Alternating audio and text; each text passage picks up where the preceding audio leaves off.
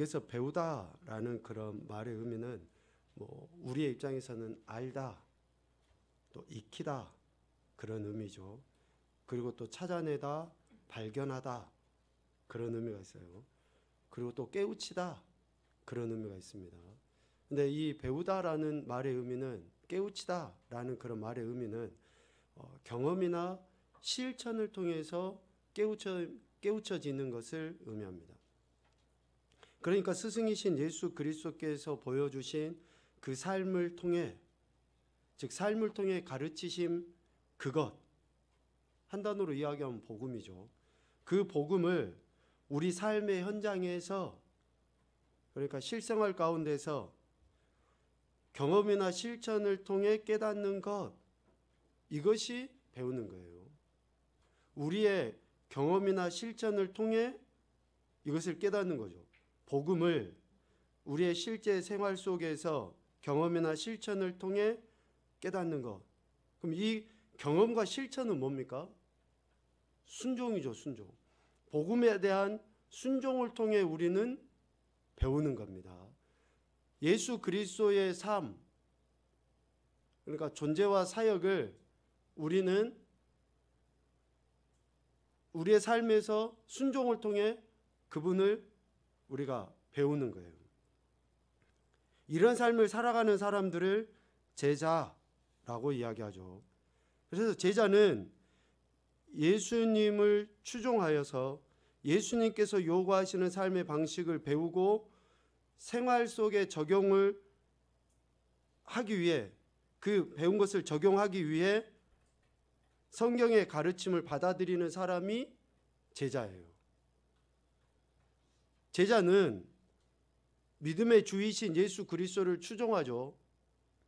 그리고 예수님께서 요구하시는 삶의 방식을 구체적으로 배워요. 순종을 통해서.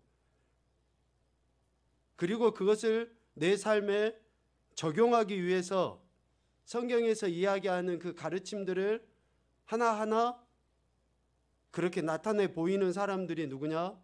바로 제자다라는 거죠. 사도 바울은 자신의 양아들인 디모데에게 그래서 디모데후서 3장의 말씀을 가지고 고면했던 거예요.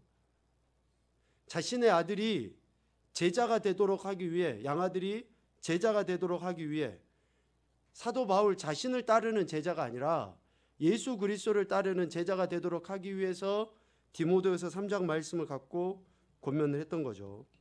우리 디모데후서 3장 말씀은 한번 펴봅시다. 디모데후서 3장 14절부터 한번 봐보죠.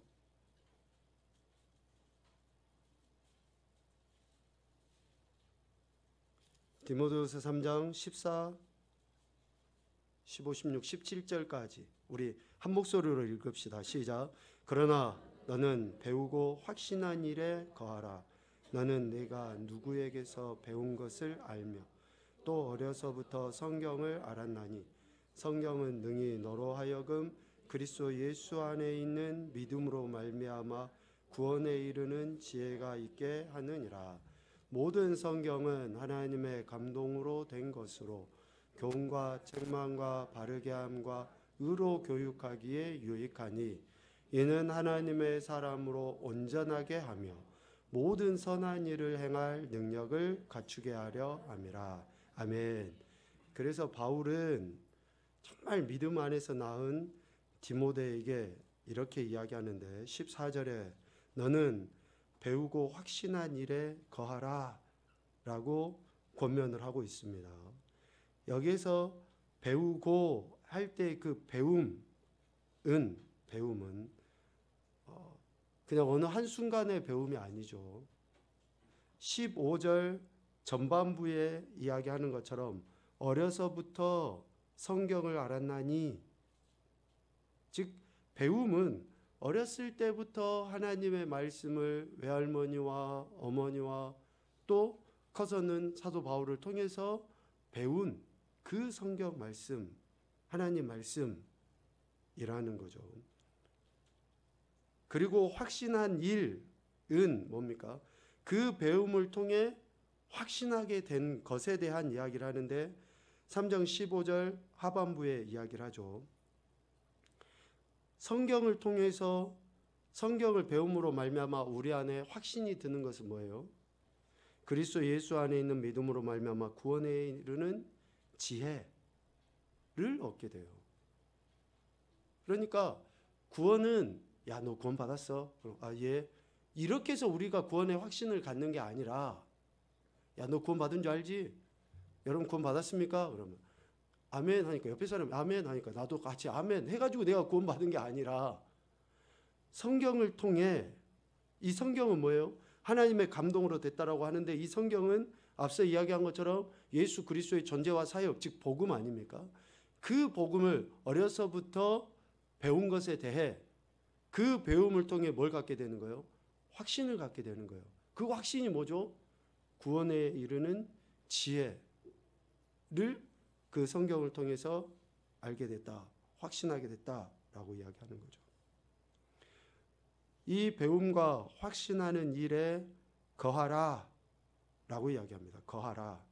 이 거하라라는 말은 우리가 흔히 머물다, 소유하다, 그러한 의미로 이해할 수 있죠. 그런데 3장 16절의 말씀에 보면 이러한 과정을 이야기해요. 교훈, 책망, 바르게 함, 의로 교육하게. 이것이 거하는 거예요.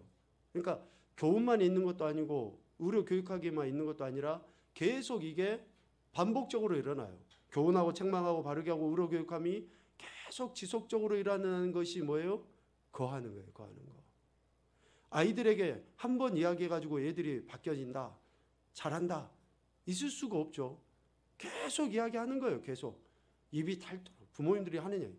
내가 입이 닳도록 이야기하는데 안 돼요. 입이 닳도록. 맨날 이야기하는데 안 돼요. 아이들에게 지도할 때 하나님께서 우리에게 하나님의 말씀을 가르치시고 또 우리 삶 가운데 온전함으로 드러나도록 하기 위해서 교훈, 책망, 바르게 함으로 교육함이 지속적으로 일어나는 그 가운데 있는 거예요. 배움과 확신하는 일을 위해. 이것이 사도 바울이 디모데에게 권면한 이야기인데, 이런 배움, 확신하는 일, 그리고 거함, 이게 지속적으로 일어나는 것으로 인해 우리는 어떻게 됩니까? 3장 17절과 같이 되는 거예요. 하나님의 사람으로 온전하게 되며 모든 선한 일을 행할 능력을 갖추게 되는 거죠. 비로소. 그러니까 우리가 완전한 그리스도인으로 하나님의 영광을 드러낸다. 이거는 실질적으로 언제 될까요? 언제? 완전한 인간으로서 하나님의 영광을 드러낸다. 실질적으로 이걸 언제 이렇게 되냐고요. 완전하게. 우리가 죽을 때까지도 안 돼요. 그러니까 우리는 된 것 같다가도 넘어지고 한 것 같다가도 실패하고 막 믿음이 좋은 것 같다가도 언제 그랬냐고, 죄를 안 짓다가도 또 죄를 짓기도 하고, 막 이게 계속 반복적으로 이루어져요. 그러니까 이게 반복적으로 이루어지는 만큼 뭐가 또 반복적으로 이루어져야 돼요? 배우고 확신하고 거하는 것이 반복적으로 이루어져야 돼요. 죽을 때까지. 이것을 교리적인 용어로 하면 성화고, 이게 온전하게 이루어지는 것은 영화의 단계. 우리가 죽어야지만이 돼요. 예수 그리스도와 함께 이 땅에서 믿음으로 이렇게 살다가 진짜 하나님 앞에 심판대 앞에 서는 그날 그 믿음을 보시고 하나님이 어때요? 온전함에 이르게 하시는 거죠. 그러니까 오늘 우리의 연약함을 사도 바울은 디모데에게, 그리고 오늘 우리에게 이런 배움과 확신하는 일과 거함, 특별히 이 거함이 지속적으로 우리 안에 이루어져야 되는데, 제자로서 이러한 그 삶을, 즉 배움을, 그 성경을 통해서 이렇게 배우는 것을 하나님의 사람으로 하나님의 선한 일을 행할 능력을 갖추도록, 그렇게 살아가도록 하기 위해서 지속적인 이런 일들이 일어나야 한다라는 것을 이야기해요. 이게 훈련이에요. 훈련. 어느 누구든지 예수 그리스도를 믿는 그 순간부터 우리는 이러한 제자로서의 삶을 살아가기 위해서 훈련을 해야 하는 거예요. 오늘 우리 페이퍼를 보면 지난 시간에 이어서 우리가 예수 그리스도께 이제 배워야 되는데, 그러기 위해서 어쩌면 이게 가장 먼저 나와도 될 이야기이지만 오늘 이 이야기를 합니다. 첫 번째는 어떻게 해야 되느냐? 예수님께 우리가 배워야 된다라고 이야기하는데, 배움의 시작이 뭐냐면 예수님을 선택하는 거예요. 선택하는 거. 우리 믿음의 주체이신 예수님을 우리가 선택하는 것을 이야기합니다. 여러분, 이것을 오해하시면 안 돼요. 내가 여러 신들 중에 예수님 믿기로 선택했어, 이런 게 아니잖아요. 성경적으로 이야기하면 하나님께서 우리를 택하심으로 우리가 하나님의 자녀가 됐잖아요. 너희가 나를 택한 것이 아니요 내가 너희를 택하여 세웠나니. 그러니까 하나님께서 정말 아무짝에도 의미 없고 볼품없는 우리 인생을 불쌍히 여기셔서 하나님께 속한 인생들이 되도록 하기 위해서 하나님이 택하신 거예요. 엄밀하게 이야기하면. 그런데 우리 입장에서는 뭐가 된 거예요? 우리는 선택당했다가 아니라 우리가 하나님을 선택한 거예요. 예수님을 선택한 거고. 이게 하나님의 은혜로 고백되어지는 거죠. 그래서 첫 번째 우리가 예수님께 배우기 위해서 해야 되는 게 뭐냐? 여호수아가 이스라엘 백성들에게 이야기한 것처럼 우리가 하나님을 선택하는 것도 시작이 되는 거예요. 내가 그분의 말씀을 선택하고, 내가 그분 때 굴복하기를 선택하고, 내가 그분의 선하신 뜻을 이루어드리기를 선택하는 것이 먼저 내 안에 있어야지만이 그분께 배울 수 있다라는 거죠. 그렇게 선택한 인생, 다시 이야기하면 하나님의 택함받은, 예정하신 가운데 택함받은 인생을 고린도서 5장 17절에 그렇게 이야기하는 것처럼 새로운 피조물이라고 해요. 새로운 피조물. 마이크가 어디 있나요? 우리 도윤이가 크게 한번 읽어볼까요? 마이크 올 때까지. 네. 고린도 후서 5장 17절 시작.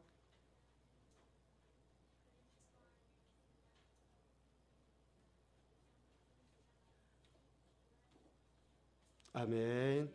우리 또 다 들었으니까. 예수님을 선택함부터 실질적으로 우리가 예수님께 배움을 얻을 수 있는 길이 열리는 거예요. 예수 그리스도로 말미암아 새로운 피조물이 되었기 때문에. 새로운 피조물이 되기 위해서 예수님을 믿는 게 아닙니다.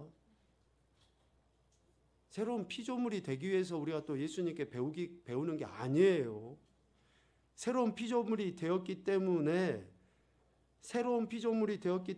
배움을 통해 새로운 삶, 순종의 삶, 이전까지는 순종하지도 못하고 내 속에 노른 대로 마음과 육체가 원하는 대로 정욕적으로 살았으나 이제는 새로운 삶, 우리가 이야기하는 근본적인 변화를 변화된 삶을 살아가기를 배우는 거예요. 이게 달라요, 이게. 거기에 나와 있죠. 우리가 새로운 피조물이 되기 위해서 새로운 삶을 배우는 것이 아니라 새로운 피조물이 되었기 때문에 새로운 삶을 배우는 것입니다. 그러나 그것은 어때요? 자동적으로 되는 게 아니에요. 가만히 있으면 안 됩니다.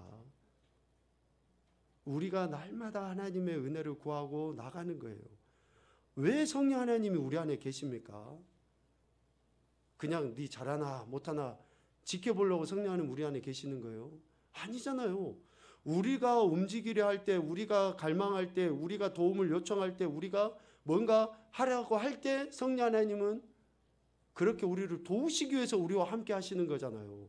보혜사라는 그 이름의 의미를, 그리고 보혜사 성령님이 오셔서 하시는 일을 요한복음에도 분명하게 우리에게 이야기해 줬잖아요. 그러니까 우리가 가만히 있으면 자동적으로 알아지겠지, 깨달아지겠지가 아니에요. 하나님 말씀에 귀를 기울이고 은혜도 구하고 때로는 찬양도 크게 하고 기도도 크게 해보고 예배가 잘 안 드려지고 몸도 피곤하고 하지만 의지적으로 내 몸을 갖다 놔보고 이런 일들을 통해서 어때요? 성령님은 그래, 저게 그래도 해보려고 하네? 하면서 도와주시는 거 아니에요. 말씀 타이핑하는 거 지금 우리 성도들이 많이 하고 계시긴 한데 실질적으로 하다 보면 지금 손도 불편하신 분도 계시지만 손도 아프고 힘들어요. 그런데 왜 합니까? 왜? 하다 보면 하나님이 은혜를 주시잖아요. 은혜를. 그런데 우리는 그거 하지 않고 은혜를 주시기를 기다리는 거예요. 그러니까 시간을 갖다가 하나님 앞에 드려야죠. 몸을 갖다 드려야죠. 이것을 선택이라는 단어로 이야기하니까 여러분들이 이게 뭐 인간적인 게 아니야? 아니잖아요. 택하시고 우리에게 택하라고 말씀하셨으면 우리가 선택을 해야죠. 두 번째, 새로운 삶은 성숙을 통해 자랍니다. 성숙을 통해 자라가요. 예수님과의 삶이 영속한다면 하나님께 대한 마음도 다함이 없겠죠. 우리가 선택한 길에서 우리는 모범을 보이도록 부름을 받았습니다. 그러니까 모범을 보이도록 부름 받았다는 것은 성숙해져 가도록 하기 위해서, 그래서 디모데후서에서 이야기하는 마지막 17절 말씀처럼 선한 일을 행할 능력을 갖추어가는 그러한 인생이 되가는 거예요. 성숙한 그리스도인. 그러니까 예수님을 믿으면 예수님을 통해서 이러한 배움을 가지고 어떻게 됩니까? 좀 기품이 있는 인생들이 돼야 돼요. 기품이 있는. 좀 고귀하고 고상한 그러한 인생으로 좀 바뀌어져야 되지 않습니까? 뭐라고? 그래. 할렐루야. 우리 정훈이가 결단을 했습니다. 지금이라도 열심히 이렇게 기품 있는 사람이 돼 보겠다고. 아멘이요. 정훈이가 지금이라도 그랬는데 미안하지만 여기 좀 연세 있는 분들도 지금이라도 생각하셔야지 됩니다. 지금이라도 내가 정말 기품이 있는 고귀하고 고상한 예수 그리스도를 닮은, 가난하고 병들고 문제가 있어도 거기에 연연하지 아니하고 예수님께서 어떻게 하셨는지에 대한 그런 태도를 보이는 것이 고상한 거 아닙니까? 아멘. 그래서 성숙을 통해 우리의 새로운 삶은 자라가고요. 세 번째, 우리 중에 누구도 완전히 예수님께로 되돌아오지 않았다. 이 부분을 강조해서 이야기하고 싶습니다. 우리 중에 누구도, 그러니까 예수님을 믿고 따르는 우리라 할지라도 완전히 예수님께로 되돌아오지 못한 인생들이에요. 입술로 예수님을 고백해요. 마음으로 고백하고 믿고 의지합니다. 그러나 여전히 내 삶의 방식 속에서는 부족함도 있고, 또 로마서에서 이야기하는 것처럼 지체 속에 한 다른 법이, 즉 육체의 소욕이 끊임없이 하나님의 법에 굴복하지 못하게 하는 그런 모습이 있어요. 누구든지. 완전하지 못하는 거예요. 이것을 우리 스스로도 인정하고 다른 사람에 대해서도 인정해 줘야죠. 우리 인간의 약점이 뭐예요? 내게는 한없이 관대하고 다른 사람에게는 정말 너무하리만큼 엄격한 게 우리 인생의 문제 아닙니까? 내가 잘못한 것은, 내가 실수한 것은 그럴 수 있다고 하고, 다른 사람이 하는 것은 저 사람이 교회 직분이 뭔데 뭐 몇 년을 믿었네 어쩌네 하면서 어때요? 계속 판단하고 비난하고 정죄하네. 그런데 어느 누구도 완전히 예수님께로 되돌아오지 못한 것이 우리 인생이라는 것을 우리는 인정해야 됩니다. 그래서 누구든지 우리 삶 속에서 언제나 우리가 싸워야 될 그런 대적의 세력이 있다는 것을 기억을 해야 돼요. 나약함, 또 배반함도 있을 수 있죠. 그런데 우리는 끝까지 예수님의 말씀을 붙잡고 의지하며 살아가야 하는 거예요. 사람들에게는 믿음으로 성숙하기 위한 시간이 필요합니다. 믿음으로 성숙하기 위한 시간이 필요해요. 그래서 하나님이 우리를 기다리시고 우리에게 또 기회를 주신 것처럼 우리 믿음의 지체들에게도 우리가 그 사람이 성숙하기 위한 시간을 부여해 줘야죠. 예수 그리스도의 형상을 우리의 마음에 새겨두는 것이 순간적으로 영접하는 것보다 더 유익하다라고 누군가가 이야기했다 그러는데, 여러분 이 이야기를 한번 다시 봐보십시오. 예수 그리스도의 형상을 우리 마음에 새겨두는 것이, 이것이 결코 쉽습니까? 쉽지 않아요. 그런데 그것이 내가 입술로 예수님 믿습니다, 영접했습니다, 라고 하는 것보다 훨씬 더 유익하다라는 것을 이야기해요. 그러니까 끊임없이 우리가 입술로도 고백하지만 더 중요하게 우리가 해야 될 게 뭐예요? 그분의 말씀이 내 삶이 되도록 지속적으로 내 자신을 쳐서 복종시키고 내 마음의 할례를 행하고 마음의 말씀을 새겨서 그 말씀이 육화되도록 하는 것이 무엇보다도 더 중요하고 유익하다라는 것을 이야기하는 거예요. 우리의 마음에 새기는 작업은 전생에 걸쳐서 일어나야 돼요. 전생에 걸쳐서. 여러분, 어떤 것도 세상에 어떤 것도 이만큼이면 됐다라고 하는 것은 하나도 없는 것 같아요. 세상에 이만큼이면 됐어. 돈 많은 사람이 내가 이만큼이면 됐어? 없어요. 내가 건강 이만큼 됐어? 없어요. 그런데 신앙도 마찬가지예요. 믿음도 이만큼이면 됐어? 없어요. 한없이 부족하고 한없이 모자라야 돼요. 특별히 우리가 하나님 앞에 믿음으로 나아가는 어쩌면 이런 행위 한없이, 그러니까 우리는 말씀을 보면서 누구 생각이 아니라 내 자신을 보는 거죠. 내가 정말 부족하고 연약한 인생이구나. 내가 하나님 앞에 이렇게 불충한 인생이었네 라고 그 말씀의 거울을 비춰서 나를 보는 거죠. 전생에 걸쳐서 이루어져야 됩니다. 그래서 순종과 의식적인 배움, 훈련이 반복적으로 있어야 되는 거예요. 성장은 서로 다른 단계에서 진행됩니다. 서로 다른 단계에서 진행이 돼요. 그러니까 이것을 우리는 그 품성으로 이야기할 때 포용의 품성을 이야기하죠. 각 사람의 성장 속도가 다 달라요. 이것을 수용해 주는 거죠. 밑에 빨간 줄만 보면 그렇습니다. 생기 없는 일상생활에서 우리의 삶을 하나님께 의지하고 맡기며 사는 것을 배워야죠.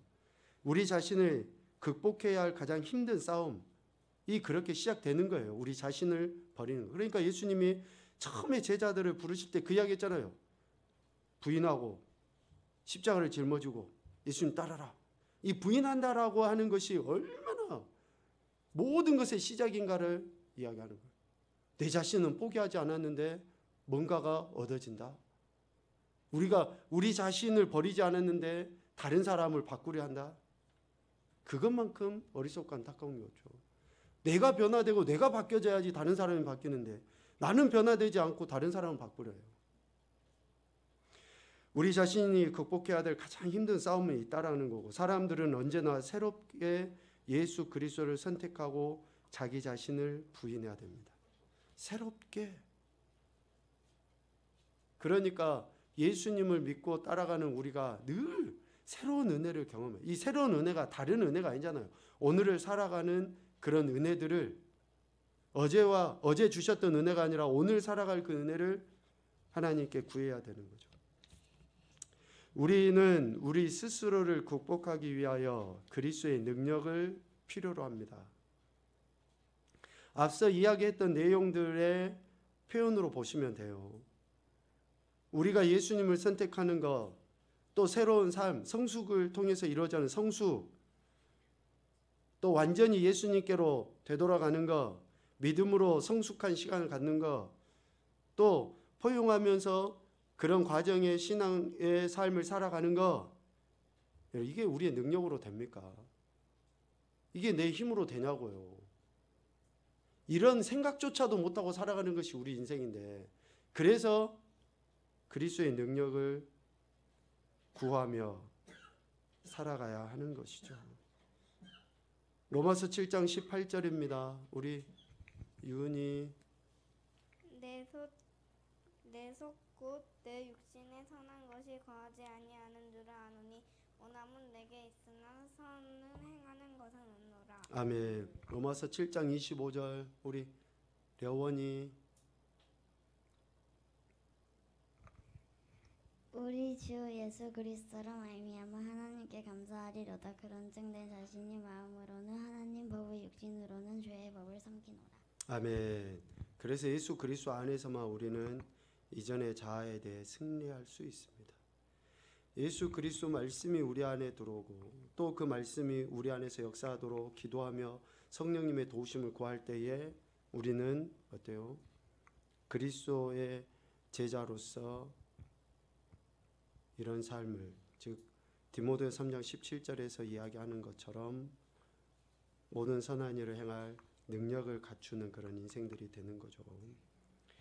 고린도전서 15장 57절 말씀입니다. 우리 영성이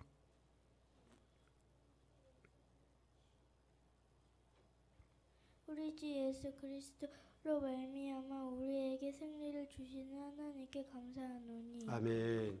우리에게 참된 승리, 우리의 이김, 우리 자아를 굴복시킴은 예수 그리스도의 은혜가 아니고서는 되어지질 않습니다. 7번째, 지속적인 성장은 오직 하나님의 뜻에 따라 사는 온전한 삶에서 나타난다. 지속적인 성장은 하나님의 뜻에 따라 사는, 그러니까 우리가 지속적으로 성장해야 되는데 성장하지 못하는 것은 뭐예요? 하나님의 뜻에 순종하지 않으니까 그러는 거예요. 그러니까 우리가 멈추는 거죠. 또 그 과정, 그 시간이 길면 어때요? 후퇴되어져 가요. 그러니까 순종을 하면 할수록 우리는 지속적인 성장을 이뤄갈 수 있게 되는 거죠. 제가 나무를 키워보진 않았지만 나무를 생각해보면 알아요. 상식적으로도. 나무가 잘 자라가지고 그런데 비바람이 쳐가지고 한번 딱 꺾인다든지 그러면 어떻습니까? 그게 옹이가 딱 이렇게 져요. 그러면 그 옹이가 져서는 얼른 성장을 안 하거든요. 단단해져 버려요. 거기만. 그런데 또 점점 그 양분을 빨아들이고 그러면 또 거기서 또 쑥 성장하고 또 그런 일이 있으면 또 성장을 멈추고. 그런데 그런 문제 가운데 포기하고 계속 이렇게 성장, 그러니까 그 마음을 거기에 두지 않으면 성장이 멈춰버리는 거죠. 진짜 위험한 건 뭐예요? 그러다가 아예 메말라 죽어버리면 문제가 되는 거예요. 메말라 죽어버리면. 그러니까 넘어질 수 있어요. 앞서 이야기하는 것처럼 우리는 완전히 예수님께로 누구도 다 되돌리켜짐을 받는 인생들이 아니라니까. 우리는 여전히 다 부족하고 모자라요. 넘어지기도 하고 실수도 하고 또 똑같은 죄를 짓기도 하고 그래요. 그러니까 우리 스스로 낙담할 필요도 없고 우리가 다른 사람을 비난하고 정죄할 필요도 없고 할 수 있는 건 뭐예요? 우리 스스로도 그렇고 다른 사람에게도 어떻게 해야 됩니까? 격려하고 또 같이 권면하고 해보자 하고, 그러면은 그 넘어져 있는 기간이 짧을 거 아니에요. 그러면 다시 일어서서 또 성장을 해 나갈 거 아닙니까? 하나님의 뜻에 따라 사는 삶을 그렇게 해 나가는 거예요. 자, 거기 밑에 봐보십시오. 이러한 삶에 대한 능력은 오직 누구로부터 옵니까? 하나님께로부터 옵니다. 그것을 위해 그분은 우리가 언제나 사용할 수 있는 성령님을 주신 거예요. 표현이 사용할 수 있는인데 다분히 우리가 이해하기 쉽게 지금 표현해 놓는 거예요. 우리에게 이러한 도움을 주시는 성령님을 보혜사로 보내신 거예요. 그러니까 우리 안에 성령님이 계신다라는 것을 여러분 의식을 하시고, 성령님이 계시기 때문에 내가 하나님의 은혜를 구하면 성령님께서 가만 계시겠냐? 안 계시는 거죠. 우리가 성장하고 성숙해져 갈 수 있도록 은혜를 주시는 거예요. 그러니까 지혜가 부족하면 지혜를 구하라고 이야기했잖아요. 성령님이 도우시니까. 내가 기도를 잘 못하면 그래도 기도를 하라고 이야기해요. 기도를 못하면 기도하지 말라는 게 아니라 그래도 기도를 해라는 거잖아요. 왜? 우리를 친히 도우시니까, 말할 수 없는 탄식으로 우리에서 간구해 주시니까. 그러니까 그런 것들을 우리가 해야지 성령님이 역사하시지, 하지를 않는데 어떻게 우리가 성숙하고 성장된 그리스도인이 되냐고요. 그래서 오늘 말씀에 보면 나의 양식은 나를 보내신 이의 뜻을 행하며 그의 일을 온전히 이루는 것이다.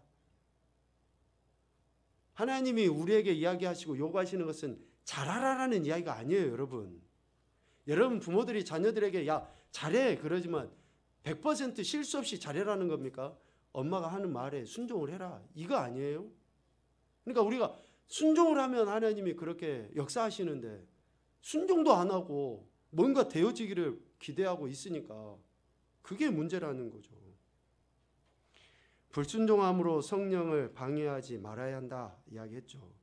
말씀을 생각나게 하시고 가르쳐 주시며 인도하시는 성령 하나님의 뜻에 순종해야 됩니다. 이러한 모든 것들을 위해 새로운 삶은 결국 훈련입니다. 훈련을 통해 우리는 성장해 가요. 훈련을 통해. 훈육이라는 이야기도 하죠. 제자, 후계자라는 단어에서 같이 그 뿌리가 같다 그럽니다. 훈련의 성공은 훈련 과정 중에 있는 사람의 뭐에 달려 있습니까? 태도에 달려 있어요. 태도에. 하기 싫어도 하는 사람 그나마 괜찮아요. 그런데 더 중요한 건 뭐예요?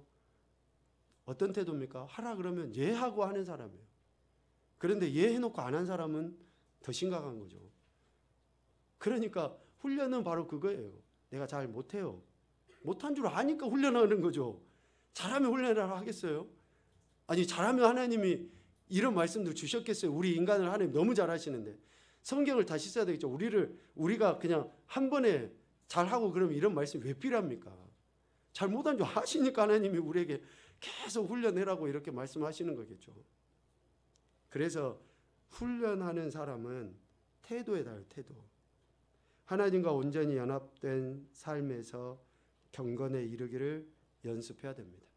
우리 민서 양 눈은 떼야지. 왔으니까 하나님 말씀을 읽고 마치자. 디모데전서 4장 7절 우리 은설이가 읽어라. 디모데전서 4장 7절 망령되고 허탄한 신화를 버리고 긍견에 이르도록 내 자신을 연탄하라. 연탄이 아니고 연단. 뭐 요즘 연탄도 잘 안 쓰는데 연단. 그래서 우리가 지속적으로 성장과 성숙을 위해서 이 연단, 훈련을 행해야 될 것에 대해서 이야기합니다. 배움은 훈련의 연속적인 산물입니다. 훈련의 연속적인 그런 산물. 그러니까 지속적으로 훈련을 해가면 되게 돼 있습니다. 왜 안 됩니까? 세상적인 그러한 사람들도 뭔가 되기 위해서 시간을 들이고 훈련하는데 우리 그리스도인이 그리스도를 닮아가기 위해서 훈련하지 않는다. 이거는 매우 심각한 문제입니다. 말씀과 기도를 통해 또 우리 안에 계신 성령님의 도우심을 통해 우리가 정말 멋진 그리스도인으로서 성장과 성숙을 이뤄가서 하나님의 영광을 드러내실 수 있기를 주님의 이름으로 축복합니다. 아멘.